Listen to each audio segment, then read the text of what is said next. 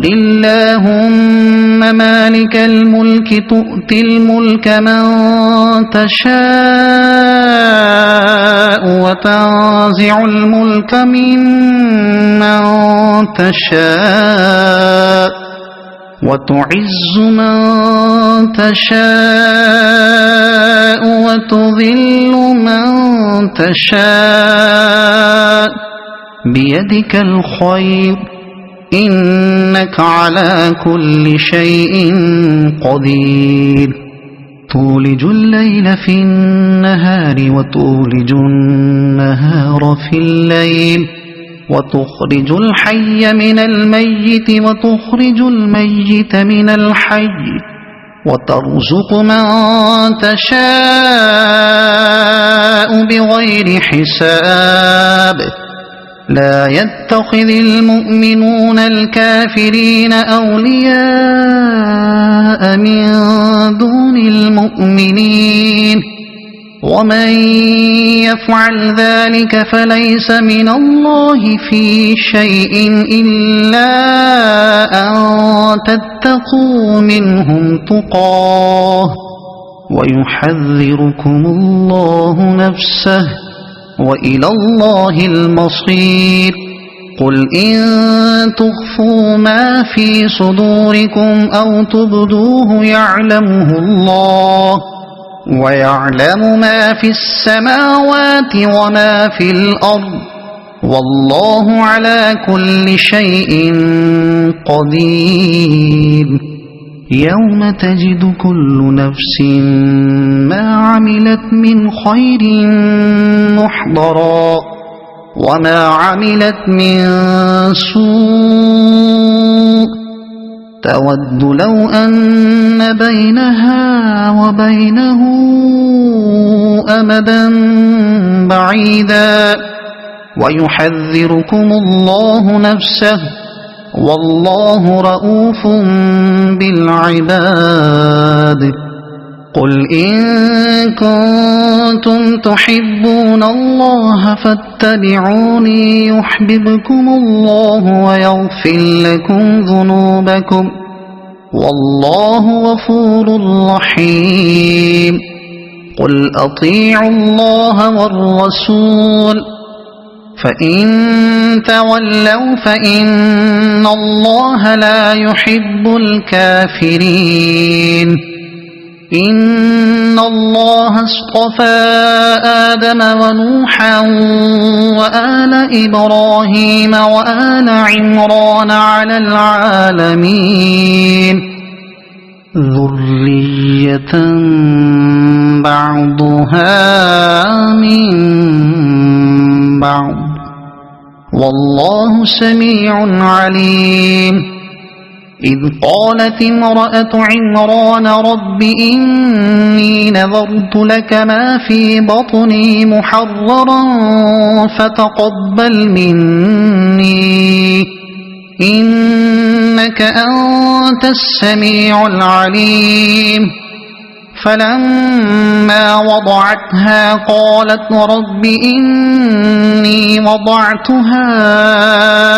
أنثى والله أعلم بما وضعت وليس الذكر كالأنثى وإني سميتها مريم وإني أعيذها بك وذريتها من الشيطان الرجيم فتقبلها ربها بقبول حسن وأنبتها نباتا حسنا وكفلها زكريا كلما دخل عليها زكريا المحراب وجد عندها رزقا قال يا مريم أنى لك هذا قالت هو من عند الله إن الله يرزق من يشاء بغير حساب هنالك دعا زكريا ربه قال رب هب لي من لدنك ذرية طيبة إنك سميع الدعاء فنادته الملائكة وهو قائم يصلي في المحراب أن الله يبشرك بيحيى مصدقا بكلمة من الله وسيدا وحسورا ونبيا من الصالحين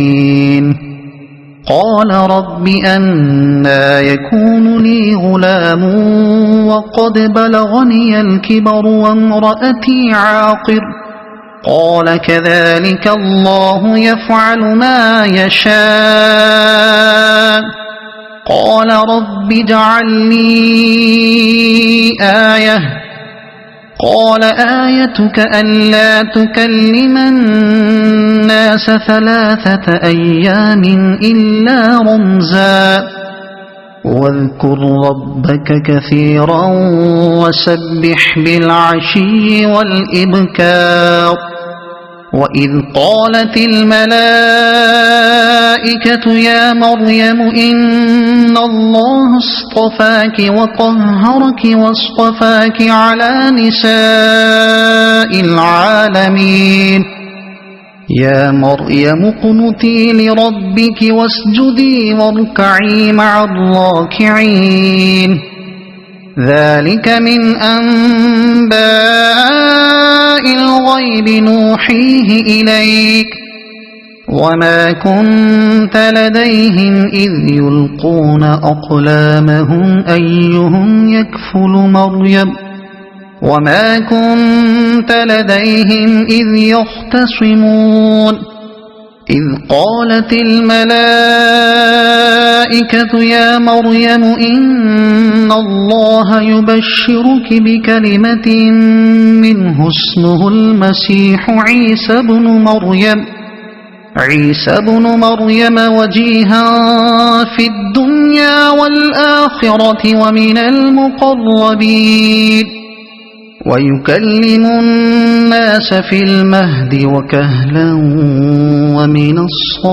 الصالحين